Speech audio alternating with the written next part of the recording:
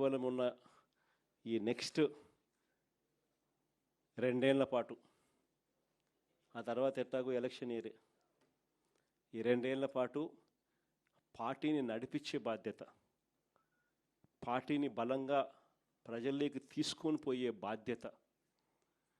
Party తరపున గట్టిగా నిలబడాల్సిన బాధ్యత, పార్టీ తరపున గట్టిగా పోరాడాల్సిన బాధ్యత, మరీ ముఖ్యంగా ప్రజల తరపున, బాధితులైన ప్రజల తరపున అండగా నిలబడాల్సిన బాధ్యత మీ అందరి భుజస్కంధాల మీద ఉంది అన్నది దయచేసి ఎవరు కూడా మర్చిపోవద్దని చెప్తా ఉన్నా. మీ అందరితో కూడా నేను చెప్పేది ఒకటి, రేపొద్దున వైఎస్ఆర్సీపీ పార్టీ వచ్చిన తర్వాత, అధికారంలోకి వచ్చిన తర్వాత, జగన్ 2.0 స్టార్ట్ అయిన తర్వాత ఈసారి మాత్రం కార్యకర్తలను అందరికన్నా బాగా చూసుకుంటానని మాత్రం ఖచ్చితంగా చెప్తాను.